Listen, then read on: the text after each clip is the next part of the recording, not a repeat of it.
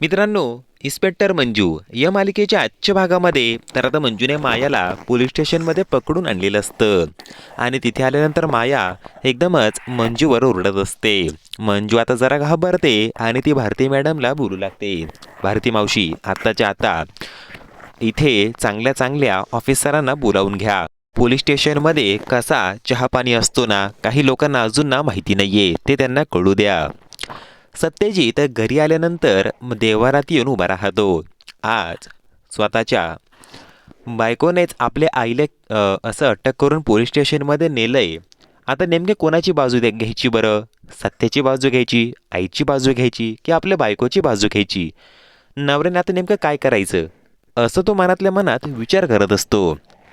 देवासमोर हात जोडून बोलू लागतो, देवा, अरे आता तूच मला एक चांगला काहीतरी मार्ग दाखव. सत्याचे बाबा आता मागून येतात, सत्याच्या खांद्यावरती हात ठेवतात.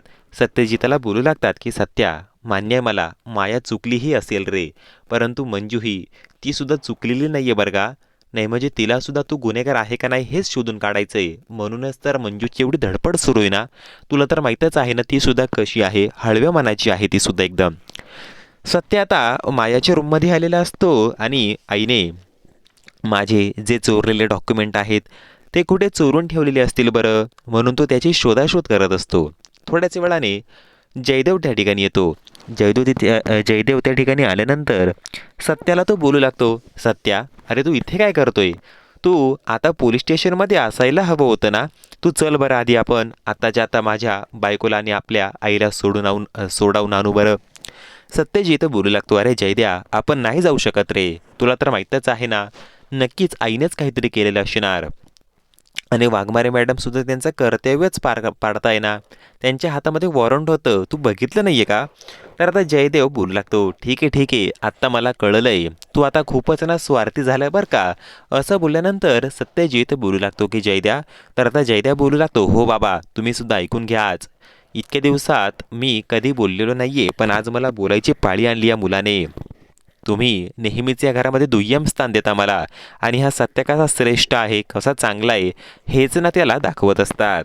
बाबा आता बोलू लागतो, जयद्या, तुझा काहीतरी मोठा गैरसमज होतोय. तर आता जयदेव बोलतो, काही गैरसमज होत नाहीये, पागल झालाय हा तिच्या बायकोच्या प्रेमात. आता सत्याची ही तळपायची आग मस्तकात जाते. तो डायरेक्ट ना जयदेवच्या थोबाडीत ठेवून देतो. आणि मग काय, जयदेव पुन्हा एकदा तापतो आणि बोलू लागतो, आज मला कळलंय की या घरामध्ये माझी काहीच ना काडीची किंमत नाहीये. कसं सोडवायचं, काय करायचं ते आता मी माझ्या पद्धतीने बघणार, तुम्ही इथेच राहा. सत्यजित सॉरी बोलत असतो.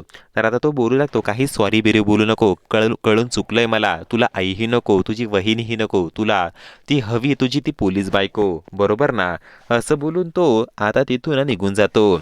सत्य त्याच्या रागावर कंट्रोल ठेवता येत नाही, म्हणूनच हे सगळं घडतं.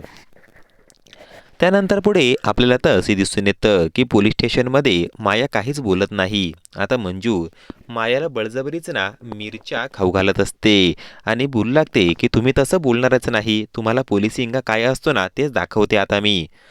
आणि मग मिरच्या हातामध्ये घेताच ना सपना बोलू लागते, सांगून टाकायचं का आपण? तर आता इकडे जयदेव पोलीस स्टेशनच्या बाहेर आलेला असतो. त्याने अंगावरती रॉकेल उचलेलं असतं. तो मंजूला धमकवत असतो की वाघमारे मॅडम, आत्ताच्या आता माझ्या आईला आणि माझ्या बायकोला सोडा, नाहीतर इथेच मी स्वतःला पेटवून घेणार, असं तो मंजूला धमकवत असतो. तर आता मंजू नेमकं काय पाऊल उचलणार बरं, हे बघणं रंजक ना ठरणार आहे.